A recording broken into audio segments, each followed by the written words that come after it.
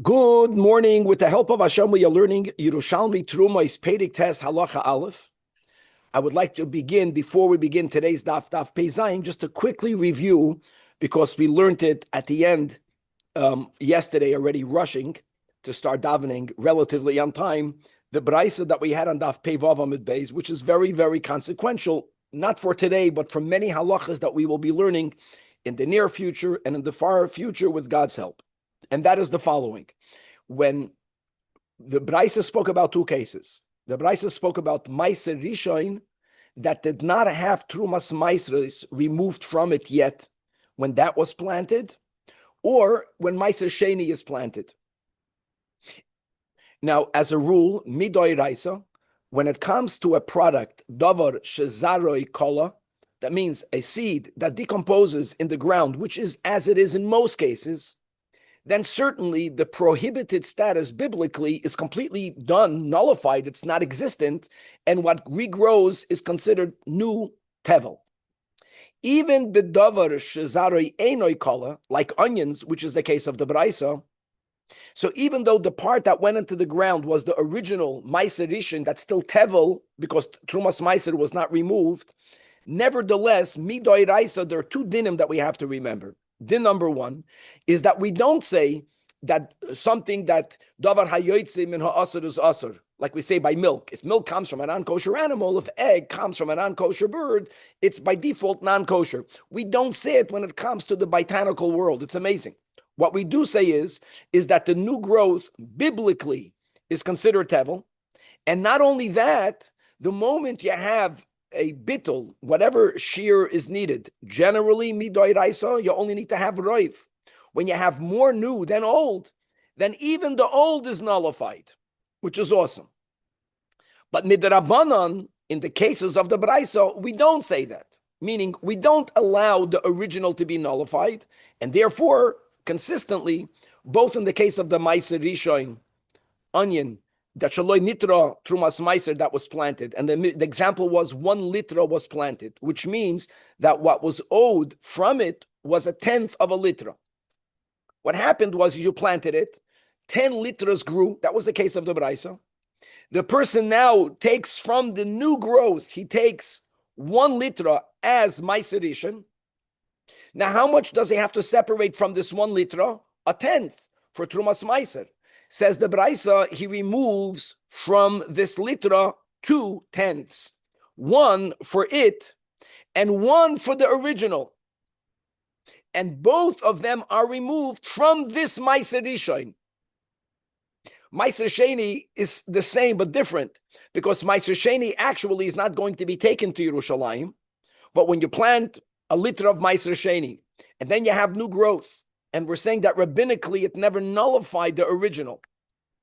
Here, aside of you needing to tithe the new growth, as you always have to, by all tevel, you also have to redeem the original Meiser Sheni that was never dealt with properly because you planted it. These were the two dinim of the Braisa. And now, just going straight into today's Daf Pei Zayin, the bulk of today's Daf will be focusing on the case of the Mishnah that we learned, that when it comes to animals, threshing, product, that even only midrabanan is truma, so it's a rabbinic issue. Animals are not allowed to eat truma. If the truma is midrabanan, then they may not eat it rabbinically. That means biblically, it's a non-issue. Biblically, when animals thresh, as a rule, they're not allowed to be muzzled. Loisachsoim shoyer b'dishoy, says the Torah in Parshas Kiseitze. So the question will be, is what do you do? If you're going to muzzle the animal, not allowing the animal to eat the truma midrabanan, you're going to be violating the law of loisachsoim. If you're not going to muzzle the animal, because you're not allowed to muzzle the animal, then the animal is going to eat truma midrabanan. So the Mishnah said that ideally you should thresh it manually. They used to use sticks to beat it. Don't use an animal. But if you're going to use an animal, the Mishnah gave you the solution of hanging a basket around the neck of the animal and placing in the basket the same type of product that it is threshing. And this completely resolves the problem of not violating the law, as we learned yesterday. The bulk of today's daf will be diving into this topic. I want to also say that there is a huge question regarding the girsa of today's daf. A lot that we're going to learn it. But a lot of what we're learning today, according to many, Bachlal is not meant to be here, because a lot of what we're going to be learning, mamish, appears to be a completely different topic, connected to something that we would be learning in the 10th chapter. Many have it only in the 10th chapter, and that is, listen to this, that if you have a complete whole onion, not a cut up onion, a complete onion, truma onion, and you put it into a hot pot of lentils, normally you would think that with heat, items both absorb and secrete. Well, if it's going to secrete, then there's going to be the kam of the truma onion in the lentils. One might have thought that non-kohanim will now not be allowed to eat the lentils. Nevertheless, we will learn in Perek Yud that non-kohanim are allowed to eat the lentils. And we're going to get into that topic, and we're going to qualify it, and we will learn a huge marafulda that since he has it in our daf, he'll explain how the link, it's going to be, wow, you got to be very creative, mamish, of how he creates a link between this topic of the truma onion and the lentils with all of its qualifications and our topic, which will be very significant, which will be the topic of the Mishnah of not threshing. Who told you that there is a lav to muzzle the animal if the animal is threshing something that the animal cannot eat? We'll see that's really subject to our machlokes tanoim, which means our Mishnah is not universal. According to some tanoim, there's nothing wrong with muzzling an animal. You don't have to put a basket with anything. Muzzle the animal. The Torah said, Lo yisachsam shoyr b'dishoy. That's only if it's b'dishoy. B'dishoy, according to some tanoim, means only if it's threshing food that it is allowed to eat. We will also be learning interesting question. That Rabbi Akiva, as we know, after he lost his 12,000 pairs of Talmidim, some people say it was 24,000. I know I was taught that way, but we all learned this together, right? In Shabbos, he didn't have 20. It doesn't say 24,000. He had 12,000 pairs of Talmidim. I'm saying that because it's not that uncommon in yeshiva that you have a chabura of three people sometimes. But whatever that was, after that tragedy, for which we mourn Adayim Hazeh, between Pesach, and we mourn all the way up until 3 days before Shavuos, Rabbi Akiva got for himself another 5 or 6 Talmidim, depending on the Bavli, on the Yerushalmi. One of them was Rab Shimon Bar Yochai.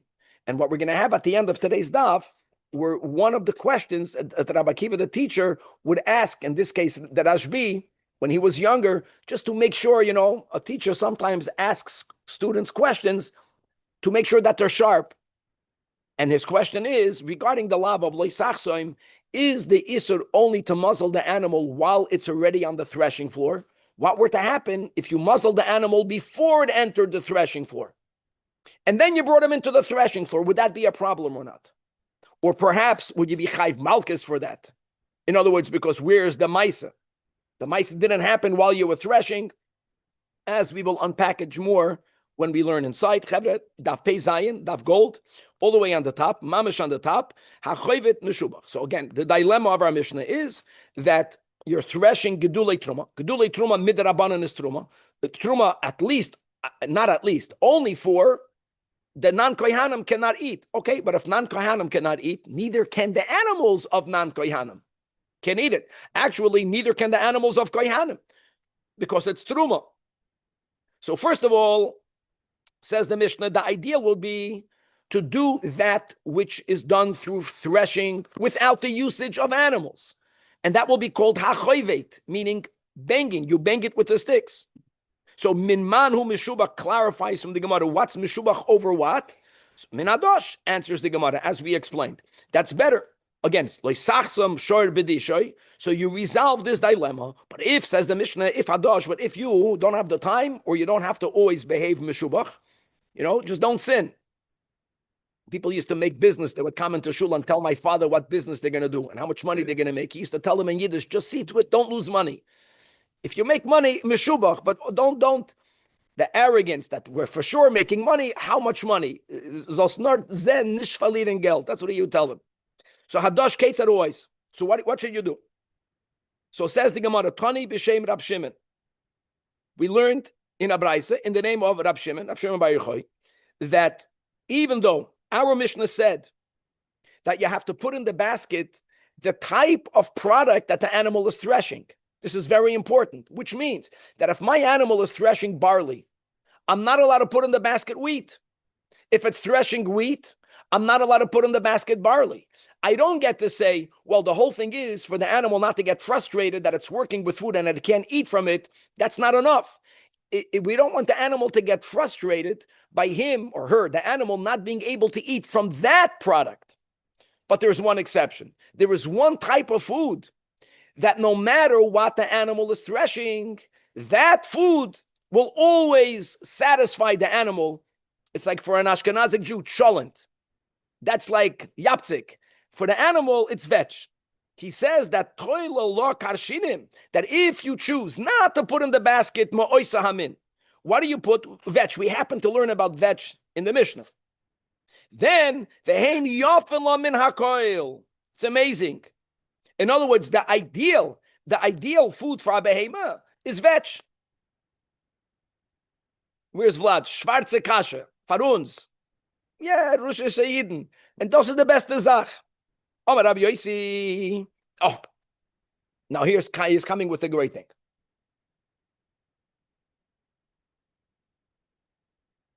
When you learn the Mishnah, one might have understood the Mishnah. Ideally, don't muzzle the animal. Only because you have a dilemma. So what do? So b'diavad, like we said yesterday, that dorshinon hagdara dikra l'kula alma, that there you can put a basket and put food in it. If you would look at it that way, that it's a b'diavad, what were to happen if an animal is threshing something in which there is no halachic dilemma with muzzling or not muzzling? He's threshing stam chulin. One might have understood from our Mishnah then, who says you can put a basket of food. Maybe it's only there because there's a problem to get resolved. From the words of the Braisa of Rab Shimon. And what does he write? When he writes, Vehein yofin la min hakoil, not only did they understand in the words of Rab Shimon, Vehein yofin la min hakoil, that if he's threshing barley and you have an option of putting karshinim or barley in the basket, karshinim is better. They understood something more implied in the words of the Braisa. If Rab Shimon is speaking about what's the best, you know what he should have said? And even more yafin min hakoil is don't muzzle the animal. He didn't say that. The fact that he's speaking about there's good and there's better, and he didn't go into the best, Zoi meres from the words of Rab Shimon, the way he formulated this statement, even though Rab Shimon might have been talking about our Mishnah, doesn't matter. Once you begin saying there's good and there's better, why not chaparain and remind everyone the best, don't muzzle. Is a raya that putting a basket on the mouth of the animal when it's threshing is not a b'diavad. It's b'chlal not a b'diavad. It's exactly doing what Hashem said when he said leisachsam shor b'dishay. Leisachsam shor b'dishay doesn't only mean don't muzzle. It means don't prevent the animal from eating that which it's working on. And if you're not preventing it, how are you not preventing it by hanging a basket? You're fulfilling what Hashem wants. And therefore, even if there's no dilemma, even if the animal is threshing chulin, it's a lachatchila. Beautiful. So now that we said, mitzad echad, that even though when you learn the Chumash, like any other Torah shebechsav, without the Torah shebal peh, we don't understand any of it. The Torah was given with Perusha Nitna, Lechatchila from Hashem. So you would think, right, okay, what happens if it's not threshing? What do I mean by that? What happens if the animal, when you have legumes, same idea, whoever knows, peas, right? I know peas. So peas come in a pod. Aviv, wake up over here. And you gotta remove the peas from the pod. The difference between removing peas from the pod versus removing the kernel from the shaft is that Hashem made it that wheat or barley, the grains, the kernel is stuck in it. And for you to remove it, you got to mamish crush it. By peas in the pod, in many cases, not just peas, I'm just giving you the mushal of what I know of. Many legumes, Hashem made it so that when you harvest the pods, they are already half opened.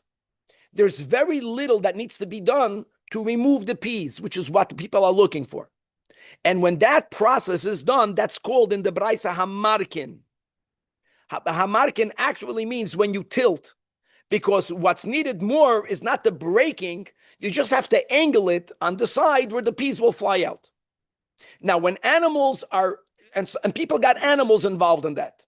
So when you are hamarkin bekitniyos on any legumes and betilson fenugreek, Kevin is here today to show Grace pictures, but you got to show it in a pod. So you would think the same love. You can't muzzle the animal. Nisht. Says the Braisa, Eina oiver mishum baltachso im shor bedishoy. Amazing. Dafke, when it's threshing grains.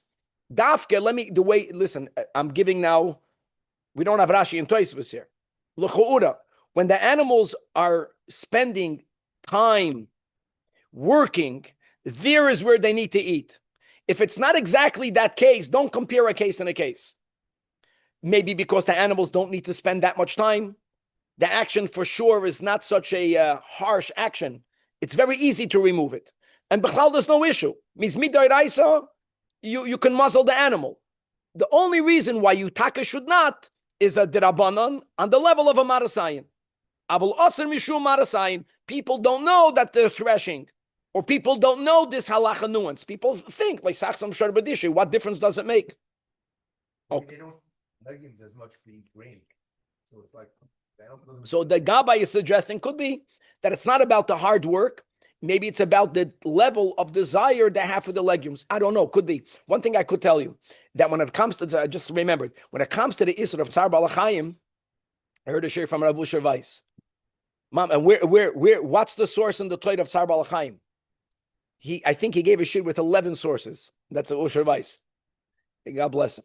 And one of them is this, that I remember. It's Tzar Balachayim. It's fascinating. But and I'm saying that for the Gabbai, he's saying maybe because he doesn't like that's why the karshinim, it's about what he likes. And the legumes, it's like kinderlach, they don't like vegetables. It's amazing. I don't know. By the way, I just Could be. from before, you Tzar Balachayim also to answer on the truma issue. When there's a mitzvah involved, we don't say Tzar Balachayim. You don't say, oh, you can't do kaparas because it's Tzar Balachayim. No, there's no Tzar Balachayim in a case where there's a mitzvah. Because that's the mitzvah. What would be the mitzvah here? To thresh is not a mitzvah? No, not by the thread. I'm saying by the truma. If you have truma, what do you call it? So there's no, but so we don't, you know what I'm saying? Very good. No, okay. You know what? That's the next piece of Gemara. Okay, Gabi is just saying a good word that when it comes to Tzar Balachayim, the definition of Tzar Balachayim is unnecessary pain. Why am I saying that? Because when the Torah created the world and it says V'yirudu ba, that we should dominate all of the world, we human beings, we have reshus to use everything that's under us, including the kingdom of Chai, for our purpose. That's why we can eat animals.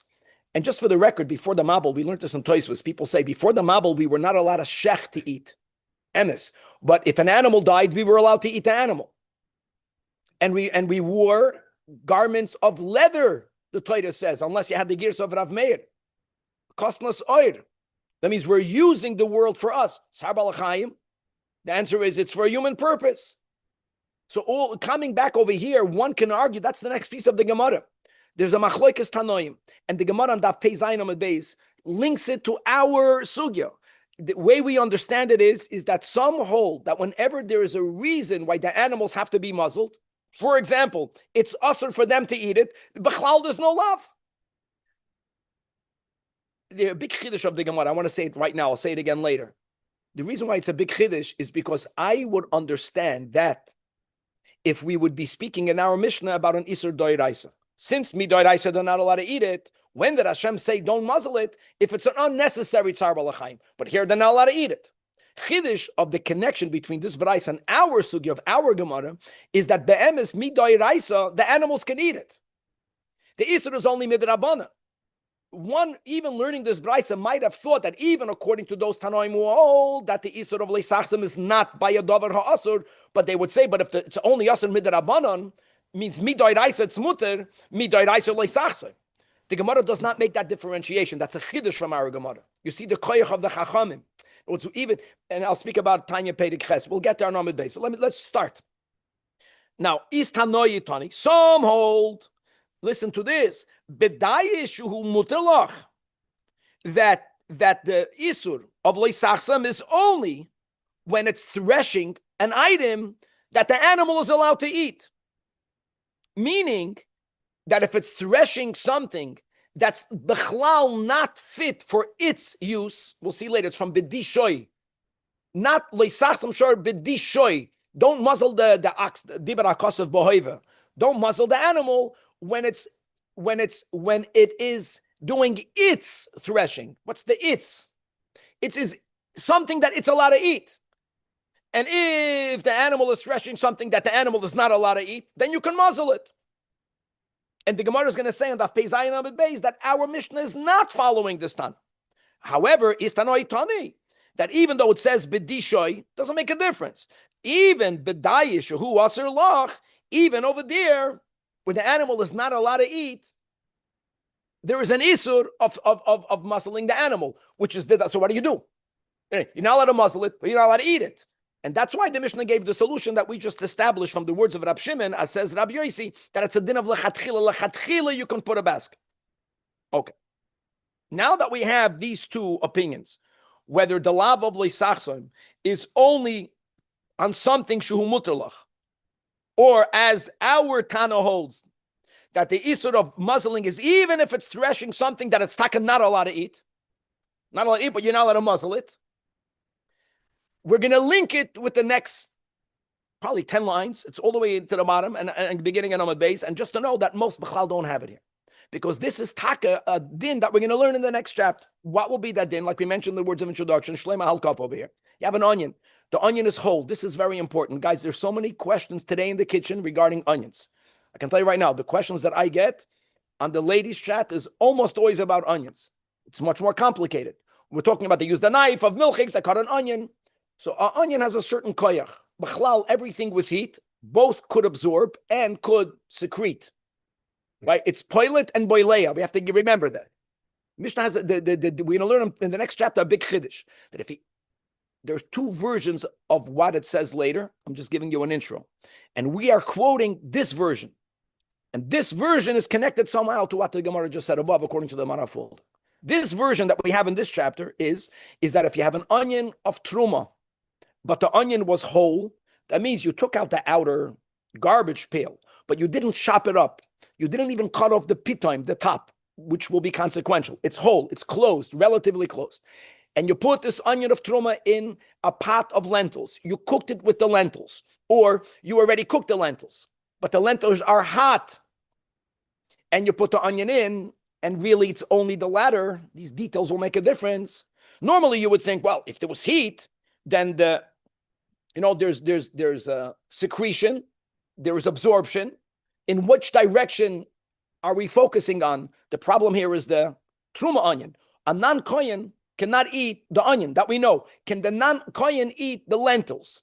So we're going to learn later that a non-kohen can eat the lentils. Question is why? How is it shayach? Why? Now, of course, if the quantity of the lentils will nullify the secretion of the onion, generally, right, when it comes to truma, what did we learn? 100 to 1. That's not the case that we're talking about. We're talking about a case where there is no bittul. And I want to go more by Nois and Tam is 60. There is no 60 against it. That's the chiddush of what we're going to learn in the next chapter. That even though normally we would say that the onion imparted enough flavor, that if you eat the lentils, you should be tasting the taste of the onion, and that should prohibit a non-kohen from eating it. Nevertheless, the din is that it's not a problem. Omar Rabba Bar Mamol. That why is it so? It's amazing. We're not even quoting what it says later. We're just wondering, why is it so? It should be asur, again, because the lentils were boileya. The secretion from the onion has to be that this Mishnah that we're going to have in Perek Yud is only bisheni sanoi, that the onion was not cooked with the lentils. Even though when you read the Mishnah, we know there's heat. It's not clear. Did you cook it? Did you put it? It's only when you put it in later. But how much later? Listen to this. When you cook lentils, at some point, the cooking process stimulates the juices of the lentils to bubble out. Once that already happened, that moisture of the lentils that went out Now you put an onion in it. That moisture of the onions, it somehow hardens the outer layer of the onion. It makes it so hard that it doesn't allow for the juices in the onion to go through the outer layer. It stops the onion from secreting. With a nuance, I'll say it balpen now. The outermost layer will always secrete. It's in heat. And if the outermost layer has enough juice to go into the lentils, you don't have the ratio in the lentils, let's go 60 or 100, I'm not sure what's needed here because it's nice and tam, against the outer layer, then it's going to be a problem. But if you only look at the outermost layer of the onion, which is a nothing, the outermost layer, you have bittel. Problem is the whole onion is in there. The whole onion doesn't have 60 against it. So you would think now everything is problematic. The pshat in the Mishnah later is that since the lentils already secreted, that type of juice in the pot will harden the outer layer of the onion and it won't allow the juices inside the onion of going out. Leave it inside. Secretion means poilet, plita, and absorption means boileya. B'shenisanoi, you only put the onion, it's like a hot, but you only put it in there after misho hitzi adashim emeyim. And now, and so what? So yeah, again, the gears is here. So adashim, the lentils, the type of, you have to know the gashmias, how it works. The juices of lentils, soiftois. The word soiftois means that it hardens. It hardens what? The onion. It hardens the onion to the point, shelo yitain, shelo yifloy, that would be in shlemer. Now the onions, the whole onion, like I said, the outermost layer is still touching the heat of the lentils. That's still going to be toilet a little bit, but it stops everything else from coming out. But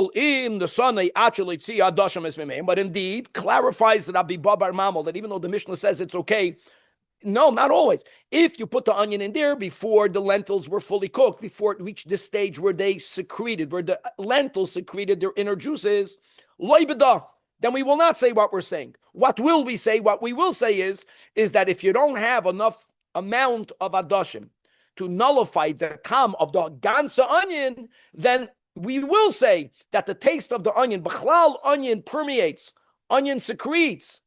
It's going to go into the lentils. The lentils have in it the tam of truma, and a non-kohen won't be allowed to eat it. What does that have to do with our sugya? That most of them say it's a mistake. He's explaining a Mishnah Daf Yud. I know it's late, but we got to learn this because wow. And at 6 lines under the Gemara in the Mara folder. That's the nature. Klipas habatzel tzoftas clarifies what does it harden. We're not talking about the lentils. It hardens the outer klipa of the batzel. Milashet safad oiram shemak shema klipa chitzoni shelo actually tuchal atam shela batzel. Yeah, clear. Late say derech haklipa. Chavre, whoever learned smicha review. This is very important in him. Lefikach adashim mutarim af b'sheyesh bebatzel shiur sheyut shatuchal litain tam ba'adashim. I think that it's a din of 60. In other words, the bittul of truma without tam is 100 to 1. Whatever the shear is. Shadei ein tam yochol. In other words, a metzias, it won't absorb the flavor. So he says, what does it do with us? Leaving it in there or taking it out? Well, of course you have to take it out because the non-coin cannot eat it. Yeah, that's right. Now, you know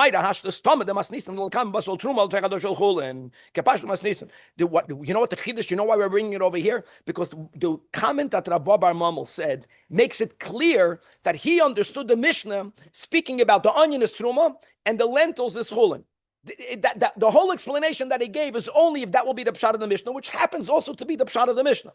Really, he's going to say Abba Lekaman when you're going to start learning the next chapter, the 10th chapter. The Gemara there is going to learn the Mishnah the opposite. That the Mishnah is really speaking about the onion is of chulin and the adashim is of truma. And according to that version, the Gemara later is going to have another girsa of what Rav Bar Mamel says. The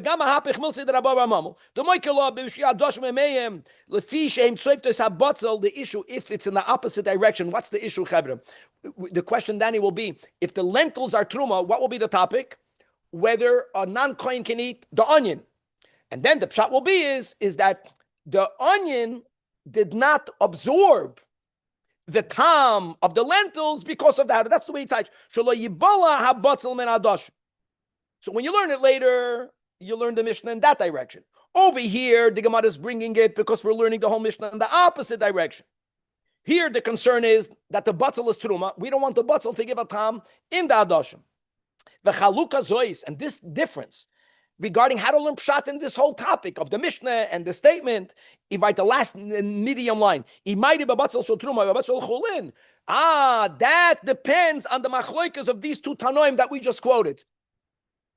Whether loisachsam shor b'dishoy applies to davar hamutar or davar ha'asur. Guys, gavaldik. Shashas de lekamon. The Amoraim were already of the opinion that what, like the first one that was brought here, that Dayish Hamuterlach is a problem to muzzle. Avol Ha'asulach, but if the animal is threshing something that's Asur, then the Bachlal Mutalachsoim. Now, what's the Shaila?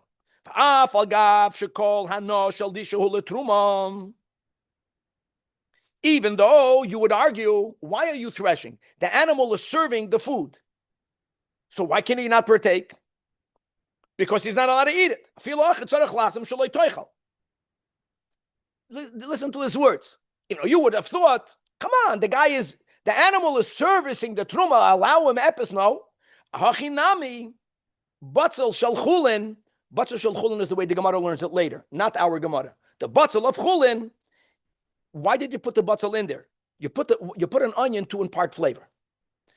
According to the way the Gemara understands later, the batzel shel chulin is like the animal. It's here to give flavor to the lentils.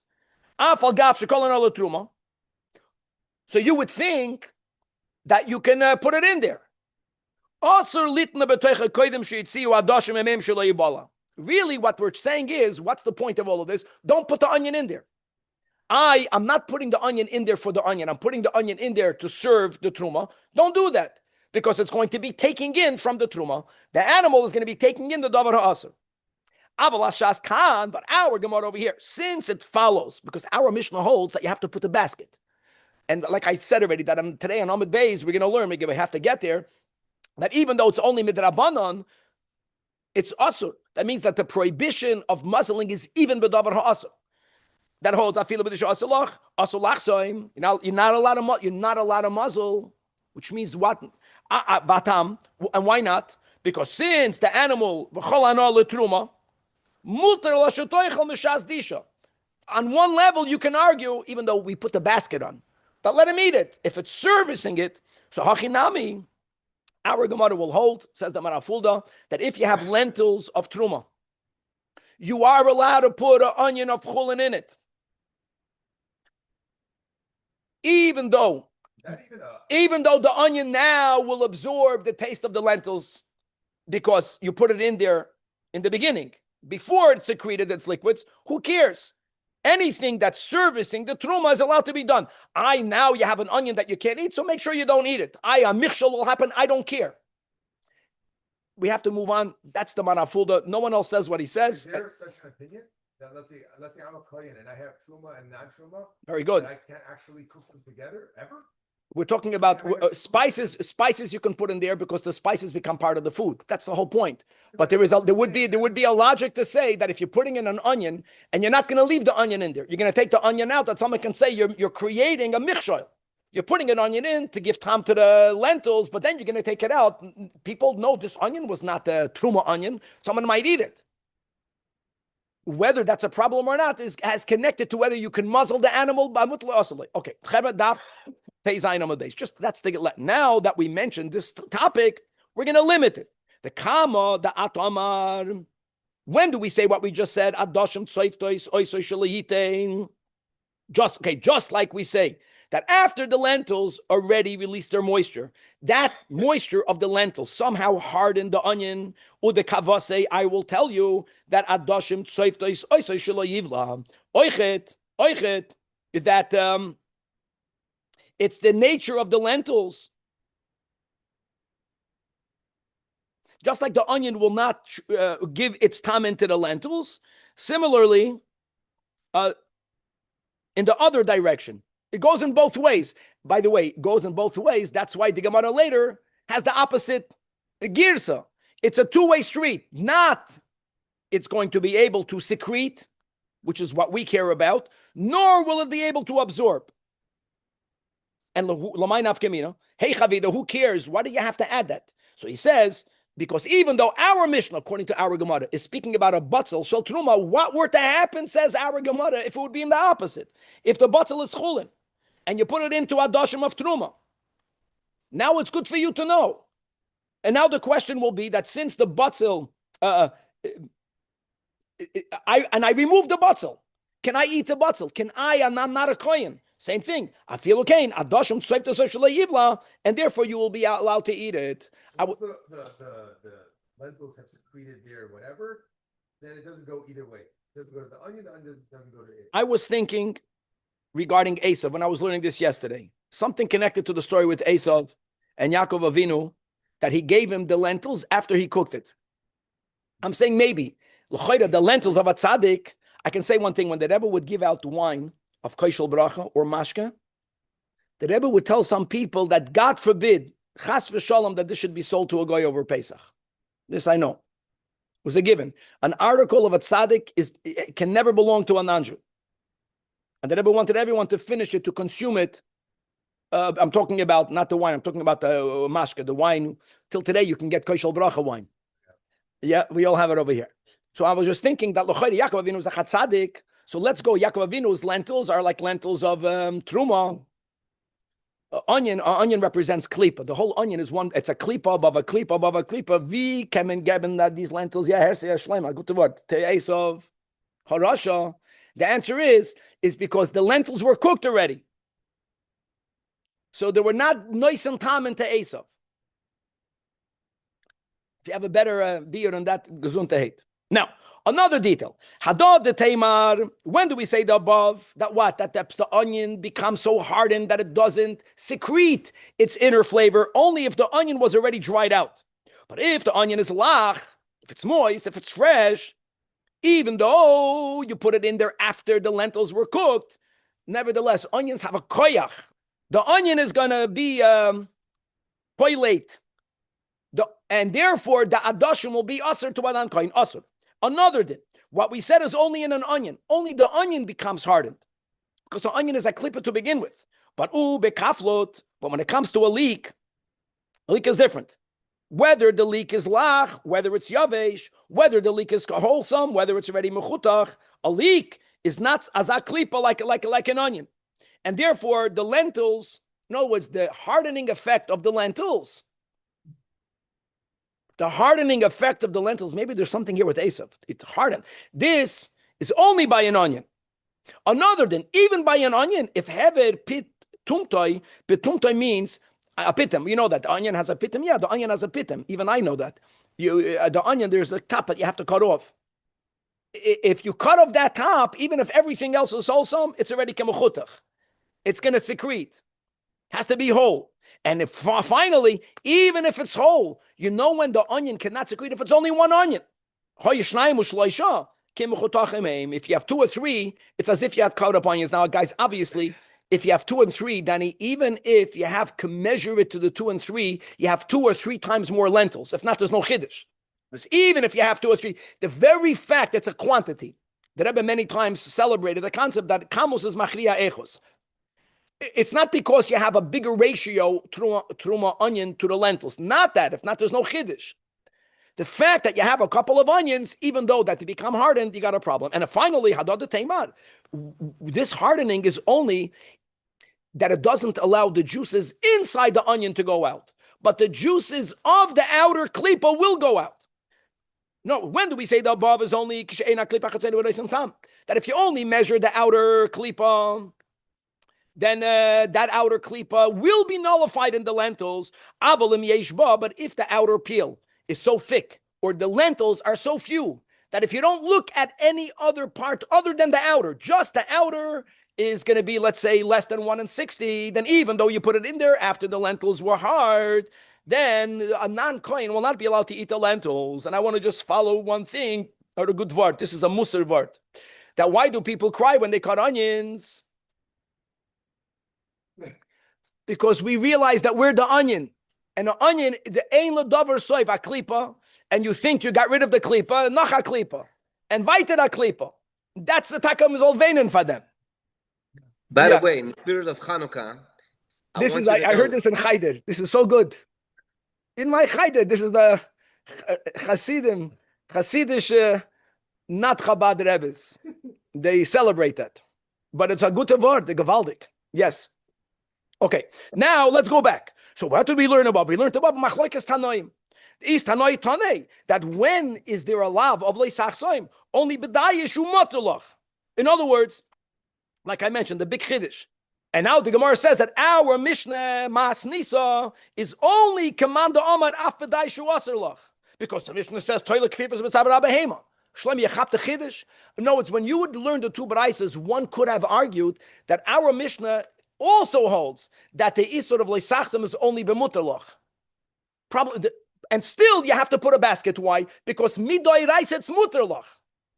Says our Gemara, you're not understanding an Isur Darabanan. Once, I'm going to quote Tanya Pedig Ches, this word that the Alter Rebbe holds that even by an Isur Darabanan is not only an Isur Gavra. It's an Isur Chefze. The Alter Rebbe says that the koyach of godliness that's creating everything is being created by Hashem, even Dvarim HaAsurim. Asur means that the spark of holiness is asur, it's trapped in it. And it's trapped to the point that we cannot extract it, so you're not allowed to eat it. And where is it trapped in? In Sholish Klipas HaTameis. If it would only be trapped in Klipas Noiga, then we would be able to extract it. Says the Alter Rebbe in the beginning of Tanya Pedig Ches that even by Yisura Derabanan, when the Chachamim said this now is Asur, now the koyach that creates that item is different. And it's trapped in Sholish Klipas HaTameis Legamri. So now it's Asur. Gamaldik. And you're not allowed to, and only according to the ones that say that the lav of Leisachsim is even B'davar Sha'asur Loi, do you have to put the basket. Now, says the Gemara, B'dishoy, Leisachsim Shor B'dishoy, V'loi B'darchoy. We had this on Amud Aleph, which means that what were to happen if that animal is pressing grapes? Normally they don't use animals. What we had it before by the legumes, right? By the tilson. Same thing over here. Leisachsim is only threshing grain. This is important. In other words, the Pnei Moshe in the bottom. Now, I would think, that Rabbi Eliezer ben Yaakov will also hold that when it's threshing legumes and tilson, it's also asur. Now, Omar, Rabbi Avon, let's go into the Mishnah. Rabbi Akiva, like we mentioned in the Yerushalmi Mitahei, Shol Rab Shimon ben Yochai begin mivdikune. He asked him this question in order to test him. And what did he ask him? That what were to happen if the person was chasami bachutz? You muzzle the animal outside the threshing floor, not when he's on the thresh. And then you brought the animal into the threshing floor. Are you violating the lav or not? Is it the pu'ula or is it the nifal? Daf Peches, we're going to go into the Mishnah. And the Gavaldik, how Rab Shimon answered him. So Rab Shimon did not answer him from the lav of Leisachsim. He made right away a comparison. He was Medama Milsa La Milsa. You would think Rab Shimon Bar Yochai is Chachma, which he is. That's Chachma Hazoya. But this was Abina, to compare one thing to the other. So he went to a Parsha Shmini, and you can read the whole pasuk in Torah Rasholim, right? That Hashem told Aaron and his children. No. Hashem told Aaron.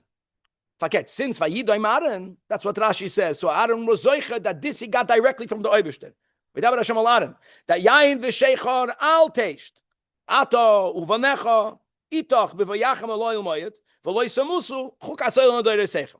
So what does the word b'vayachem means, guys? B'vayachem means that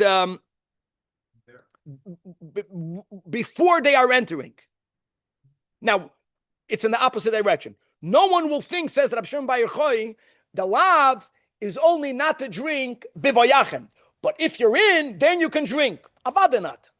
Hashem is saying, don't even drink before you go in. Self-understood, before you go in, while you're in there, it's about the consequence. It's about the nifal, that when you're doing the avodah, you're not allowed to be intoxicated. Since you're coming in, that's the reason. So no matter when you want to drink, you're not allowed to. He didn't even have to finish. So he tells his teacher, Rabbi Akiva, is even before you go into the threshing floor. Since you're threshing, you're not allowed to muzzle the animal. Now the Gemara really has a kasha on him, the way I understand it. And I think he's asking, why did Reb Shimon Bar Yochai have to bring up some pasuk from Parsha Shmini when he could have been medayik from the pasuk itself? How can he be medayik? Because it says loisachsam shor bedishoy, which means loisadush b'shoir chasum. The pasuk is emphasizing not the act of muzzling, but the consequence of don't thresh while the animal is muzzled. How do you know it from the pasuk? So the Rashi Elio says gavaldik. He says that if the isur would have been the act of muzzling while it's on the threshing floor, the Torah would have said bedishoy in its threshing. Kama shoy loisachsam. In the threshing, don't muzzle it. The Torah doesn't organize the lav in this way. The Torah says, loisachsam shar bedishay. That difference proves that the isur is not the act of the muzzling, but it's the consequence. So Bekitzer, you don't have to go and bring a pasuk from Parsha Shmini when you can be medayik from the